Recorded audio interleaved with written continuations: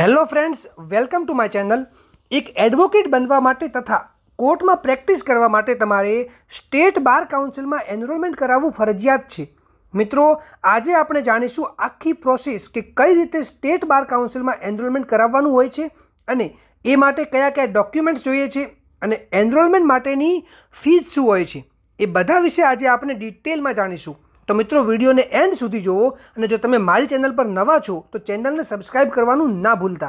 મિત્રો, આખા ગુજરાતમાં બાર કાઉન્સિલના એનરોલમેન્ટ માટે દરેક લો કોલેજીસ અને લો યુનિવર્સિટીમાંથી 3 યર LLB કોર્સમાં 6 સેમ તથા 5 યર LLB કોર્સમાં 10 સેમ કમ્પ્લીટ કર્યા પછી બધા જ લો સ્ટુડન્ટ્સ જેમણે એડવોકેટ તરીકે પ્રેક્ટિસ કરવાની છે તેમને અહેમદાબાદમાં બાર કાઉન્સિલ ઓફ ગુજરાતની ઓફિસ પર આવવાનું રહેશે।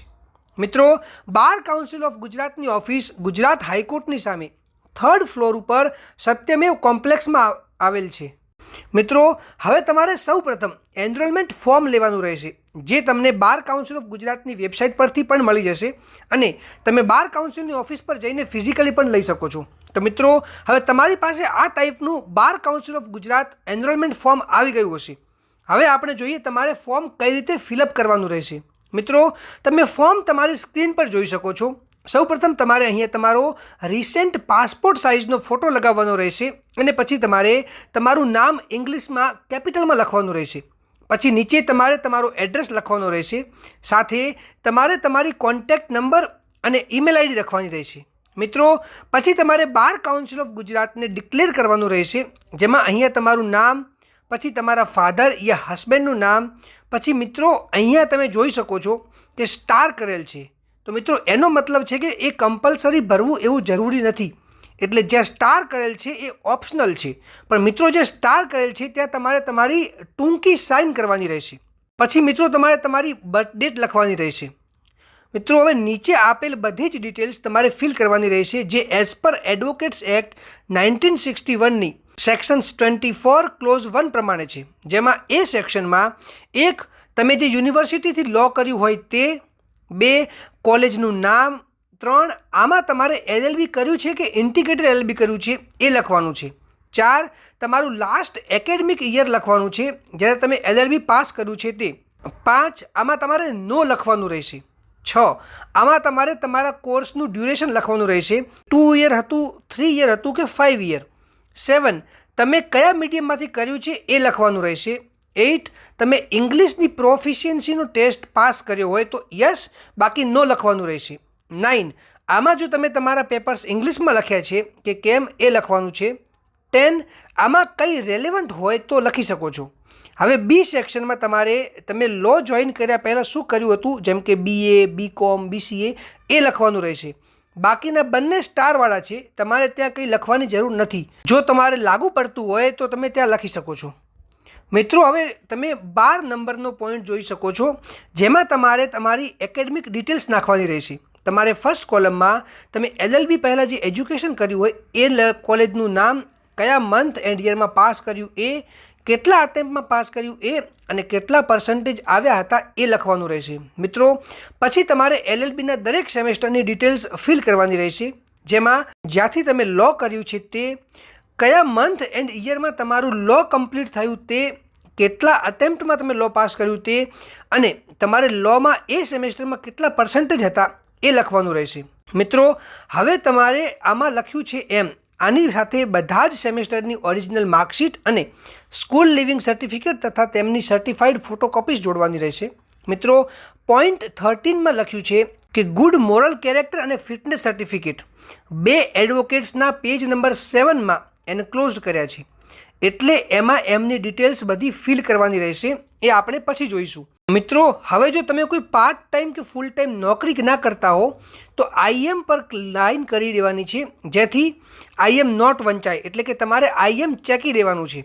અને એમાં જ પોઈન્ટ નંબર 15માં જો તમે કોઈ બિઝનેસ ના કરતા હો તો એના પર પણ એ જ કરવાનું છે। હવે મિત્રો, પોઈન્ટ નંબર 16 થી 20 એ સ્ટારવાળા છે, જે તમારે લાગુ પડતા હોય તો જ, બાકી ભરવાની જરૂર નથી। પોઈન્ટ નંબર 21માં 4 સેક્શન છે, એમાં જો તમારા પર કોઈ કેસ ચાલતો હોય તો યસ, બાકી નો લખવાનું છે। બીમાં જો તમારા પર કોઈ ક્રિમિનલ પ્રોસિડિંગ્સ ચાલુ હોય તો એમાં કોર્ટનું નેમ, ડેટ અને નેચર ઓફ પ્રોસિડિંગ્સ લખવાનું રહેશે। સીમાં તમને કોઈ સર્વિસમાંથી હટાવી દેવામાં આવ્યા હોય તો એની ડિટેલ્સ આપવાની છે. અને ડીમાં જો તમને કોઈ કોન્ટેજિયસ ડિઝીઝ હોય તો એની ડિટેલ્સ આપવાની છે. પોઈન્ટ 22માં તમને ક્યારેય કોઈ કોર્ટ દ્વારા ઇન્સોલ્વન્ટ ઠરાવ્યા હોય તો એ લખવાનું છે. અને પોઈન્ટ 23માં જો તમે SC/ST કેટેગરીમાંથી હો તો તમારે 3000 અને જનરલ કે OBC કેટેગરીમાં હો તો 6000 પર સાઇન કરવાની રહેશે. પોઈન્ટ 24 થી 27 સુધી અંડરટેકિંગ નોર્મ્સ લખેલ છે. પછી તમારે પોઈન્ટ 28માં તમે જે ફોટો ફર્સ્ટ પેજમાં લગાવ્યો હશે એ જે એડવોકેટ પાસે અટેસ્ટ કરાવ્યો હશે એમનું નામ લખવાનું રહેશે. હવે મિત્રો, જો તમે શિડ્યુલ કાસ્ટ કે શિડ્યુલ ટ્રાઇબ્સમાંથી આવતા હો તો તમારે તેનું કાસ્ટ સર્ટિફિકેટ આપવાનું રહેશે અને અહીંયા ડેટ તથા બાજુમાં તમારી સાઇન કરવાની રહેશે. મિત્રો, હવે પેજ નંબર 6માં તમે કોઈ જોબ નથી કરતા કે કોઈ બિઝનેસ નથી કરતા અને જો તમે જોબ કે બિઝનેસ કરો છો, બાર કાઉન્સિલ દ્વારા એક્સેપ્શન આપવામાં આવ્યા છે બિઝનેસ કે જોબ સિવાય, તો તમારે બાર કાઉન્સિલને જણાવવાનું રહેશે અને તમારે તમારું સર્ટિફિકેટ ઓફ પ્રેક્ટિસ બાર કાઉન્સિલમાં જમા કરાવવું પડશે. એવું તમે એમાં અંડરટેકિંગ આપો છો અને એમાં તમારે નીચે ડેટ એન્ડ સાઇન કરવાની રહેશે. મિત્રો, પેજ નંબર 7માં સર્ટિફિકેટ આપવામાં આવ્યા છે. એમાં તમારે કોઈ પણ 2 એડવોકેટ્સ જે તમારા સગાવાલા ના હોય એવા પાસે ફિલ કરાવવાના રહેશે, જેમાં તમારા એડવોકેટનું નામ, એ તમને કેટલા યરથી ઓળખે છે એ, અને તમારા વિશે થોડી સારી વાતો લખવાની રહેશે. અને નીચે એમનો એનરોલમેન્ટ નંબર તથા નીચે ડેટ અને એમનું સિગ્નેચર તથા સ્ટેમ્પ મારવાનો રહેશે. એનરોલમેન્ટ નંબર એટલે કે એમનો સનદ નંબર. આવી રીતે તમારે બંને સર્ટિફિકેટ ફિલ કરવાના છે અને બંને સર્ટિફિકેટ અલગ અલગ એડવોકેટ પાસેથી ફિલ કરાવવાના રહેશે. અને મિત્રો, આ સર્ટિફિકેટમાં એડવોકેટ તમને કઈ રીતે ઓળખે છે એ ક્લિયરલી લખવું જોઈશે.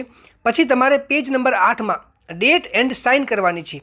પછી તમારે બીજી કોઈ ડિટેલ્સ ફિલ કર્યા વગર ફોર્મ અંડર રૂલ 40 પર આવી જવાનું છે, જેમાં તમારે તમારો પ્રેઝન્ટ એડ્રેસ લખવાનો રહેશે અને નીચે ડેટ તથા તમારી સિગ્નેચર કરવાની રહેશે અને એની નીચે તમારે તમારું પૂરું નામ કેપિટલમાં લખવાનું રહેશે.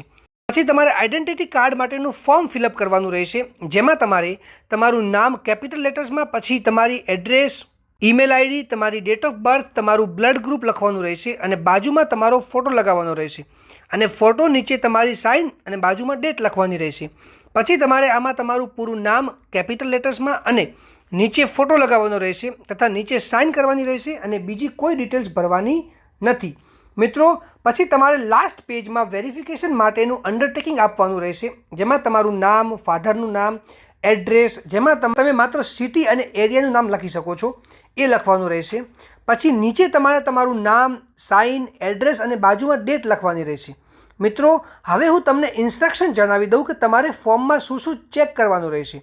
1. તમારે સૌપ્રથમ ફર્સ્ટ પેજમાં ફોટો ચોંટાડી અને એને કોઈ પણ બાર કાઉન્સિલ ઓફ ગુજરાતમાં એનરોલ થયેલ એડવોકેટ પાસે અટેસ્ટ કરાવવાનો છે, જેમાં એમની સાઇન અને રબર સ્ટેમ્પ આવવો જોઈએ અને સાથે એમની ડિટેલ્સ કોલમ 28માં ભરવાની છે. 2. જ્યાં સ્ટાર કરેલ હોય ત્યાં તમારે તમારી ટૂંકી એટલે કે નાની સાઇન કરવાની છે. 3. મિત્રો, કોલમ 12માં તમારે બધી ડિટેલ્સ ભરવાની છે અને મિત્રો, તમારે બધી જ માર્કશીટ્સ જણાવ્યા પ્રમાણે ઓરિજિનલ અને સર્ટિફાઈડ કોપી જોડવાની રહેશે. સાથે તમારે સ્કૂલ લિવિંગ સર્ટિફિકેટ યા બર્થ સર્ટિફિકેટના ઓરિજિનલ સાથે એની પણ સર્ટિફાઈડ કોપી જોડવાની રહેશે. 4. કોલમ 14 અને 15માં તમારે આઈએમ નોટમાં જે લાગુ ના પડે તેને ચેકી નાખી અને બાજુમાં ટૂંકી સાઇન કરવાની છે. 5. મિત્રો, જ્યાં ચેકવાનું આવે છે એની બાજુમાં તમારે તમારી સાઇન કરવાની રહેશે. 6. હવે જો તમારી ઓરિજિનલ માર્કશીટ ખોવાઈ ગઈ હોય તો તમારે કોલેજ, યુનિવર્સિટીમાંથી ડુપ્લિકેટ મેળવી લેવાની રહેશે અને તમે ઓરિજિનલ ખોવાઈ ગઈ છે અને ડુપ્લિકેટ લીધી છે એનું સોગંદનામું આપવાનું રહેશે. 7. મિત્રો, જે સ્ટુડન્ટ્સે 2009-10માં કે તે પછી LLB પાસ કર્યું હોય તેવા બધા જ સ્ટુડન્ટ્સને ઓલ ઇન્ડિયા બાર એક્ઝામિનેશન એનરોલમેન્ટ નંબર મળ્યા પછી પાસ કરવાની રહેશે. 8. મિત્રો, ઓરિજિનલ ડોક્યુમેન્ટ્સ ખાલી ચેક કરવા માટે જ લાવવાના છે અને એ ચેક કર્યા પછી તમને પરત આપી દેવામાં આવશે. મિત્રો, હવે જોઈએ તમને આ ફોર્મની સાથે સાથે કયા કયા ડોક્યુમેન્ટ્સ જોડવાના રહેશે એ. તો મિત્રો, તમે જો SC/ST કેટેગરીમાં આવતા હો તો તમારે 24,500 તથા જો તમે જનરલ કે OBC કેટેગરીમાં આવતા હો તો તમારે 27,500 રૂપિયા demand draft yeah central bank of ઇન્ડિયાના ચલાણથી ભરવાના રહેશે. આ ચલાણ તમને ફોર્મની સાથે જ આપેલ છે. આ બંને સિવાય તમે કોઈ પણ રીતે ફીસ પે નહીં કરી શકો. મિત્રો, 27,500માંથી 25,000 એનરોલમેન્ટ ફીસ તથા 2500 રૂપિયા ડોક્યુમેન્ટ વેરિફિકેશનના રહેશે. મિત્રો તમારે ડોક્યુમેન્ટ્સમાં આ બંને ફીઝના એક ઓરિજિનલ ડિમાન્ડ ડ્રાફ્ટ યા challan, 2 original enrolment form, 3 school leaving certificate, 4 caste certificate જો હોય તો, 5 ધોરણ 10ની માર્કશીટ એની 2 કોપીઝ, 6 HSCની માર્કશીટ એની પણ 2 કોપીઝ, 7 ગ્રેજ્યુએશનની તમામ સેમેસ્ટરની માર્કશીટ્સ તથા ડિગ્રી સર્ટિફિકેટ એની 2 કોપીઝ, 8 ગ્રેજ્યુએશન ગુજરાત બહારથી કર્યું હોય તો માઇગ્રેશન સર્ટિફિકેટ યા જો ગુજરાતની બીજી કોઈ યુનિવર્સિટીમાંથી કર્યું હોય એલિજિબિલિટી સર્ટિફિકેટ, 9 LLBની તમામ સેમેસ્ટરની માર્કશીટ્સ, 10 ડિમાન્ડ ડ્રાફ્ટ એન્ડ ચલાણની ઝેરોક્સ, 11 જો એફિડેવિટ આપવાની થતી હોય અને તે બાબતે કોઈ ક્વેરી હોય તો તમારે બાર કાઉન્સિલ ઓફ ગુજરાતમાં રૂબરૂ જવાનું રહેશે. અને મિત્રો તમારે ડિમાન્ડ ડ્રાફ્ટ તથા ચલાણ સિવાય બધા જ ડોક્યુમેન્ટ્સની પ્રમાણિત નકલ રજૂ કરવાની રહેશે. મિત્રો હવે બાર કાઉન્સિલ ઓફ ગુજરાત દ્વારા 27,500 રૂપિયા એનરોલમેન્ટ ફીસ તથા વેરિફિકેશનના લેવામાં આવે છે, જેમાં 25,000 રૂપિયા એનરોલમેન્ટ માટેના છે. મિત્રો એડવોકેટ એક્ટ 1961ના સેક્શન 24F મુજબ એનરોલમેન્ટ માટેની ફીસ ટોટલ 750 રૂપીસ છે, જેમાં 600 રૂપિયા બાર કાઉન્સિલ ઓફ ઇન્ડિયા અને 150 રૂપિયા સ્ટેટ બાર કાઉન્સિલ માટેના છે. તો મિત્રો બાર કાઉન્સિલ ઓફ ગુજરાત દ્વારા એનરોલમેન્ટ ફીસ બહુ વધારે અને ખોટી રીતે લેવામાં આવે છે. મિત્રો જો તમે પણ બાર કાઉન્સિલના આ અન્યાય સામે લડવા માંગતા હો તો તમે મારા વોટ્સએપ ગ્રુપમાં જોડાઈ શકો છો અને જરૂર પડે આપણે લોકો હાઈકોર્ટમાં પિટિશન પણ ફાઇલ કરીશું.